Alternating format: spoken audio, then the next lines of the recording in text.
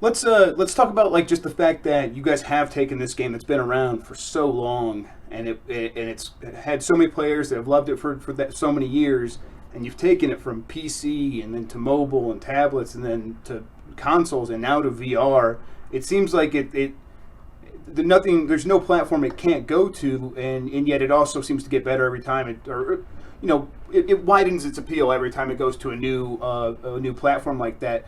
Is that something you think is special to Roblox? What do you guys do to ensure that's inherent to what Roblox is? We do think it's special to Roblox. We really focus on being a platform for social 3D avatar-based immersive experiences. Experiences where you have an avatar, you're in a 3D destructible environment mapped pretty well across those devices, and especially experiences that are heavily social. And when you're playing tag on Roblox, or when you're working in the pizza restaurant, or when you're being the bird, those are all experiences that are not, you're there to have fun, you're there to be with your friends, you're there to have, imagine and create things together. So it's less about whether there's a one-up on the phone or a one-up on the PC over the Xbox. They're experiences that you can play really well together.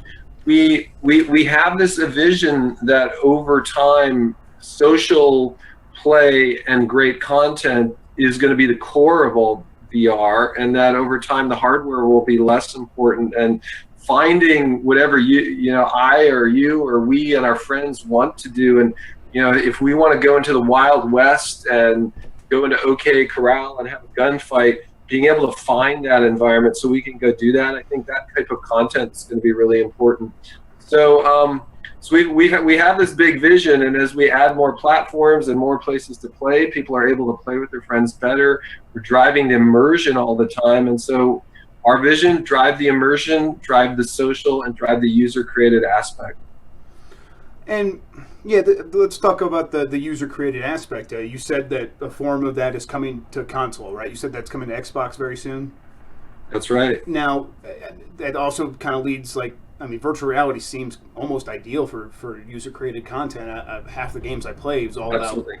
about putting blocks together, building contraptions, just building big cities in no time and stuff like that. Messing around with scale. And even Unity and Unreal have already talked about their virtual reality building engines.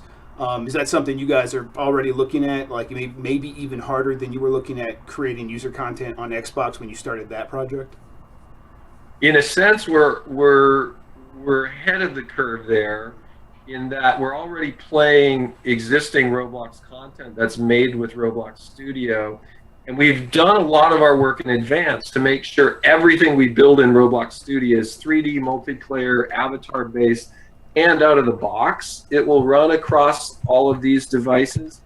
I haven't ran the numbers. We should run the numbers, but given that there's 300,000 people every month creating content on Roblox, and given the fact that all of that content immediately will run phone, tablet, computer, console, virtual reality, it's safe to say that in 2 months, we will be running at a rate of 300,000 virtual reality content creators on Roblox. And effectively, we should check the numbers, but I believe effectively Roblox will immediately become the largest virtual reality creation platform in the world. And the potential there is kind of to be like like it has always been for Roblox. You tell people they can come into this game and they can play around, but they can also start making their own PC games. Now they can make their own console games. And now, virtual reality is a very exciting thing to a lot of people. And it's like, hey, this is a really quick, easy way to start doing that. Is that going to be the kind of the continuing pitch you guys have when it comes to the UGC? So we have this notion: you come to Roblox, you fall in love with it, you become interested in creation. Maybe not even initially to create games, just to create experiences. Your friends can come visit you at the Roman Colosseum, or you can build the Egyptian pyramids. You and your friends can explore that. You migrate on to being a game creator. What's fun is that notion that anyone playing with Roblox, when they push to our cloud, can run and show their friends their game running on an iPad, or run and show their friends their Xbox creation and play on a console. these same both budding developers as well as top developers will now become VR worldsmiths essentially, and they'll have an avenue to create in VR, share in VR, and make money in VR, because the same monetization mechanism we're using everywhere else extends into VR. These VR experiences can have virtual currency. They can sell VIP and virtual items and all the same things we sell everywhere else. So we'll extend those developers all the way into business people making studios that create VR content. And VR seems especially like it has especially good potential for making money, because kind of the early days of getting into VR is going to be a lot of people who are have money to spend on $600 headsets and $1,000 PCs, and so they could probably afford a few in-game transactions. Is that kind of something that you guys might talk to your community developers about? Yeah, I think I think you're right. There's going to be an early VR excitement phase. Roblox's strength has always been both capitalizing on the early phase, but playing the long game as well. Xbox is an example of that. We weren't out initially on Xbox. We refined our platform, but when we did come out, all of a sudden we were the top downloaded thing anywhere.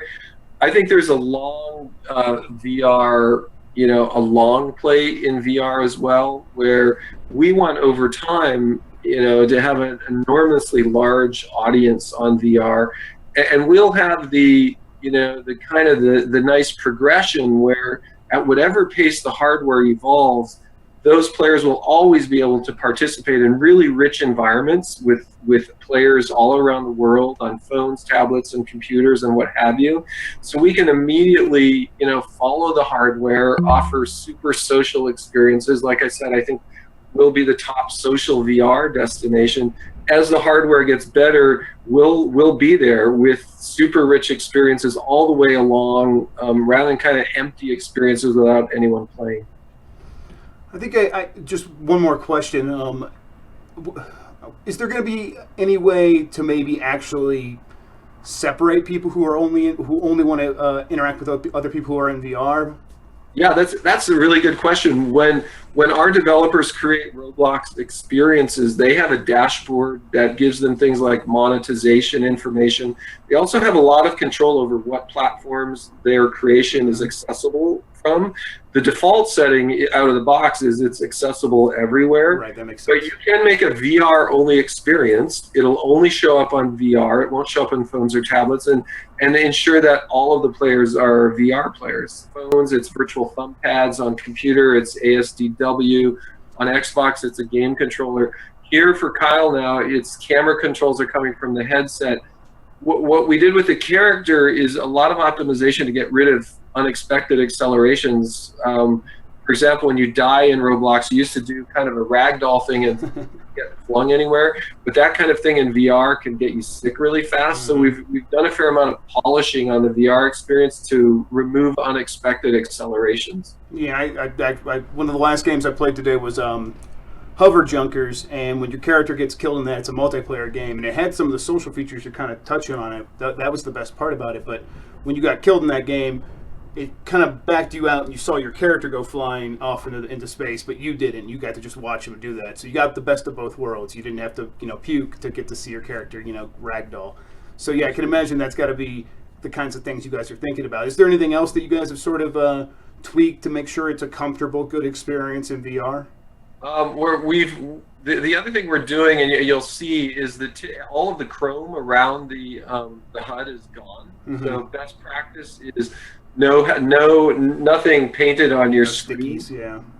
So like that. So player, health bar, all of that is moving to a different head down location in the future. Mm-hmm. Really trying to clean that up. I'm trying to think what else we've done. We're doing some things around when you jump to smooth that out.